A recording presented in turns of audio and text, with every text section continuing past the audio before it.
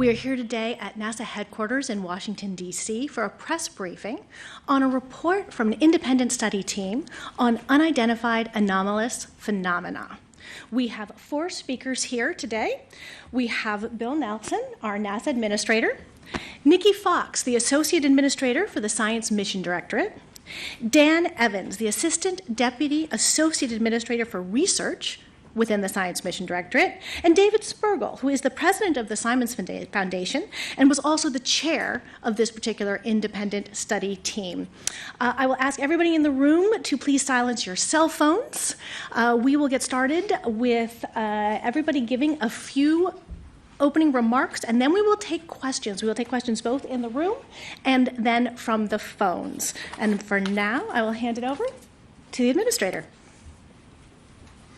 Thanks so much, and thanks for coming today. NASA searches for the unknown in air and space. It's in our DNA. From digging on Mars with the Perseverance rover in those little titanium tubes that we intend to go back and pick up, digging in a dry lake bed near the mouth of a river. Now we're going up to the top of the cliff where the scientists feel that there could be the best examples of if there were life there millions of years ago. Whether we're dealing with Perseverance or the James Webb Space Telescope, which searches for exoplanets with signs of habitability, we are looking for signs of life, past and present. And it's in our DNA to explore and to ask why things are the way they are. In June of last year, NASA commissioned an independent study team to examine unidentified anomalous phenomena. We did so with a few goals in mind. First, to examine how NASA can use our expertise and instruments to study UAP from a scientific perspective. Second, shift the conversation about UAP from sensationalism to science, and to make sure that whatever we find or whatever we recommend, to make sure that information is shared transparently around the world. There's a global fascination with UAP. On my travels, one of the first questions I often get is about these sightings. And much of that fascination is due to the unknown nature of it. Think about it. Most UAP sightings result in very limited data. That makes it even more difficult to draw scientific conclusions about the nature of UAP. And so this independent study team brought together some of the world's leading scientists, data, and artificial intelligence experts, aerospace safety specialists, all with a specific charge from me, which is to tell how to apply the full focus of science and data to UAP. And this is the first time that NASA has taken concrete action to seriously look into UAP. And this independent study team was just that, independent. Now, NASA has a statutory authority to look for life in the universe. And when you think of the universe, and especially what we have learned from the James Webb Space Telescope, how vast that it is.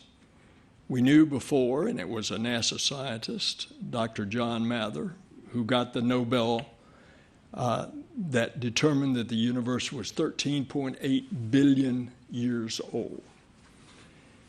And over the years, particularly accelerated in the last century, we have an understanding that, of course, ours is not the only galaxy. And there are billions and billions of galaxies, and each of those galaxies, including our own, have billions and billions of stars. And with the James Webb looking at the exoplanets, we are now beginning to discover, and somewhere out there, we will discover another medium-sized stony planet around a medium-sized sun or star at just the right distance, not too far, not too close, with a tilt in its axis that rotates, that has carbon, that will have a habitable atmosphere. If you ask me, do I believe there's life in a universe that is so vast that it's hard for me to comprehend how big it is? My personal answer is yes. But I asked some of our scientists. As a matter of fact, the Washington Post editorial board asked us to come down to the question, what is the mathematical probability that there is life out there in the universe? And if you calculate in billions of stars, in billions of galaxies, that there's replicated what I just said, another stony planet.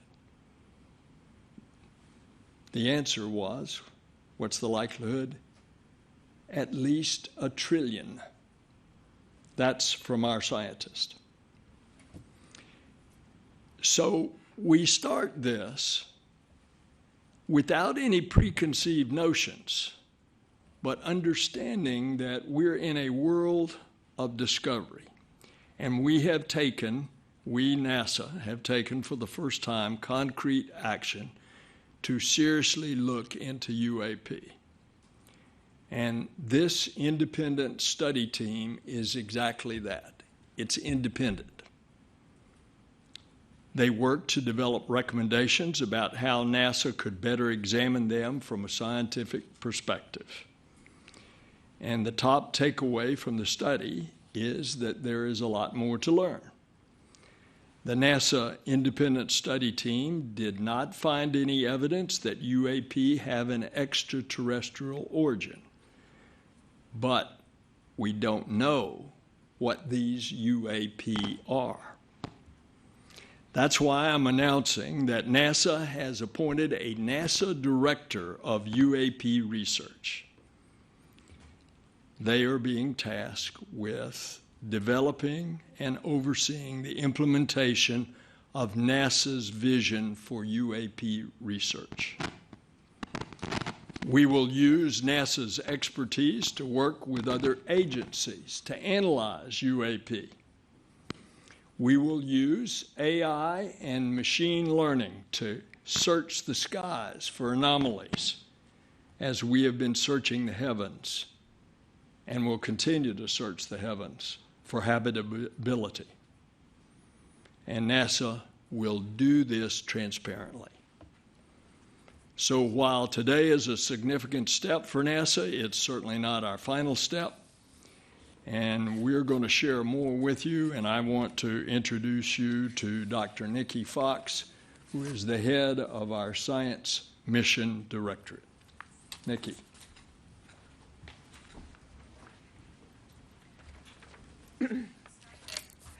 Good morning, and thank you so much, Administrator Nelson. It's always tough to follow Bill. He's such a great speaker.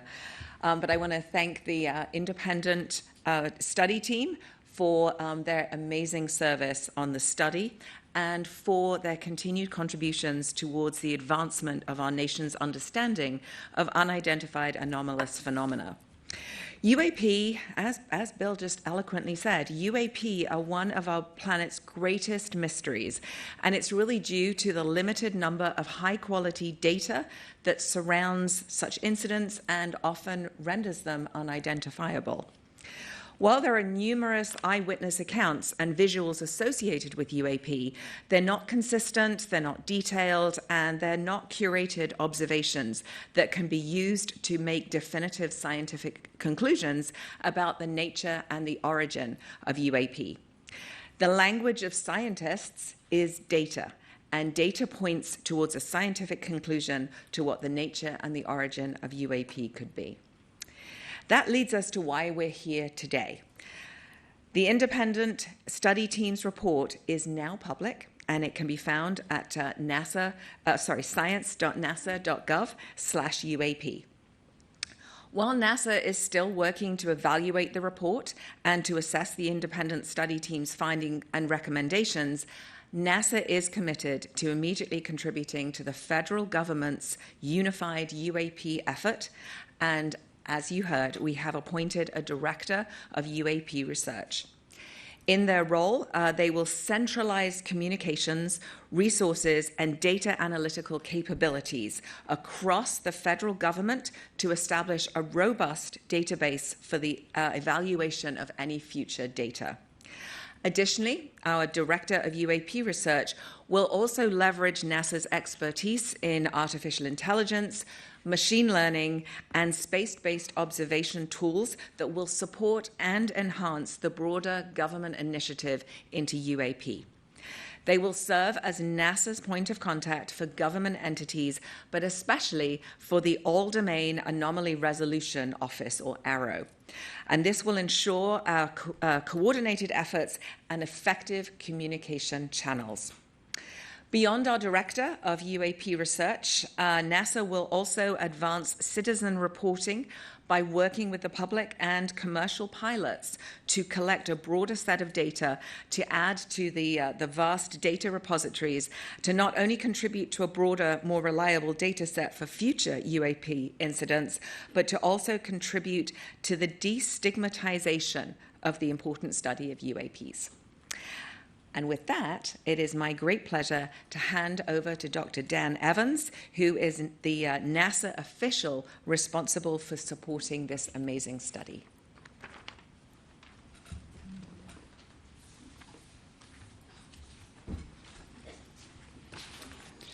Good morning. I'd like to begin by expressing my sincere thanks to NASA Administrator Bill Nelson for directing this study. We at NASA believe that understanding UAP is vital for several reasons.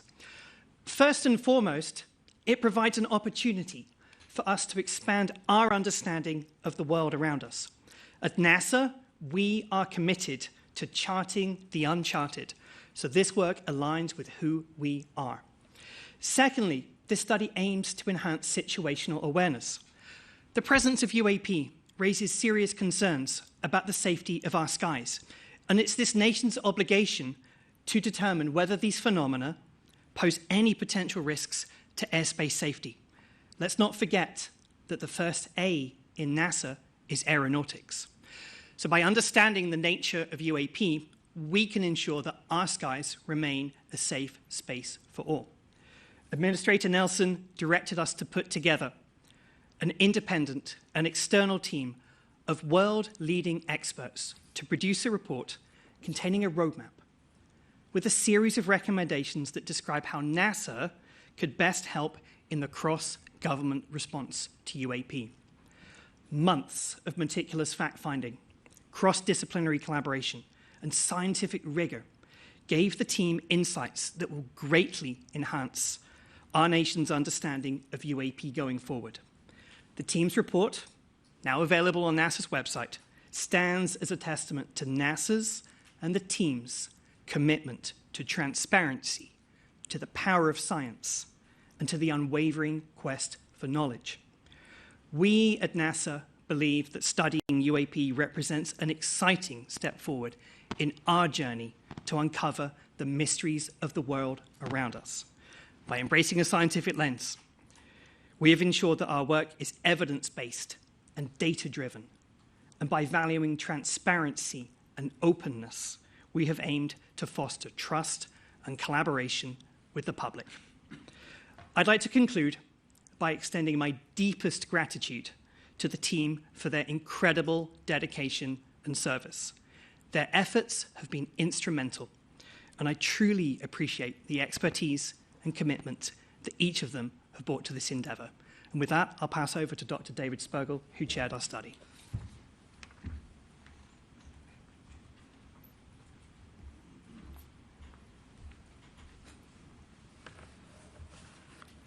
Well, first and foremost, I'd like to extend our sincere gratitude to the NASA Administrator for entrusting us with this pivotal study.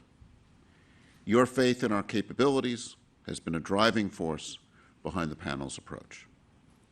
The panel's comprehensive study into unidentified anomalous phenomena, or UAP, has led to several crucial findings, and I'd like to elucidate on our methodology and those findings this morning. We began by rigorously assessing the current state of UAP data. Our goal was not to repeat the work of the ARROW, but to understand the nature of the reports. Our goal was to produce a roadmap for NASA to contribute to the understanding of the nature of UAP events. We looked at NASA's assets. While they provide a comprehensive picture of the ocean, the Earth's surface and atmosphere for studying our evolving planet, they typically do not have the resolution needed for UAP events. However, by providing data on environmental conditions, they can complement other data on UAP. The current approach to UAP data collection has led to a limited sample of events and limited data. Stigma has limited reporting by pilots, both civilian and military, so we know there's missing data. For its analysis in other areas, NASA always takes a scientific approach of systematic data collection that involves calibrating instruments, multiple measurements, and ensuring sensor metadata. Most UAP events lack this quality of data. One of NASA's contribution to the broader governmental effort to bring these methodologies to create a data set is to bring these methodologies to create a data set that's both reliable and extensive. And once we have a large sample of well-characterized events, AI and ML tools, which are proving to be powerful in so many other applications, will likely prove helpful in identifying interesting anomalies. It is essential to clarify, based on our current findings and methodology, that we find no evidence to suggest that UAP are extraterrestrial in origin. Our focus is on understanding the phenomenon, however, regardless of the source. And previous work from the ARROW has shown that most events are explainable as planes, balloons, drones, weather phenomena, and instrument features. And in any search for interesting anomalies, the first step is to eliminate the chaff of conventional events before moving on to identify novel phenomena.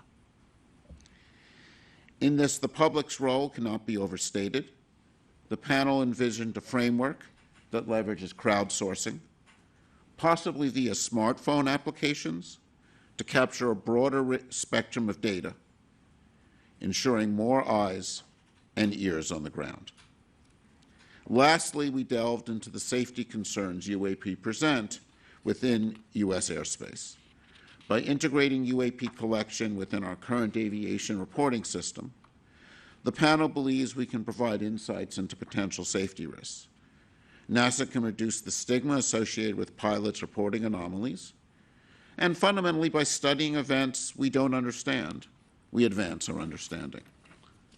So in conclusion, with a rigorous methodology, collaborative efforts, public engagement, NASA can be a key player in the whole of government approach to understanding UAP. Thank you.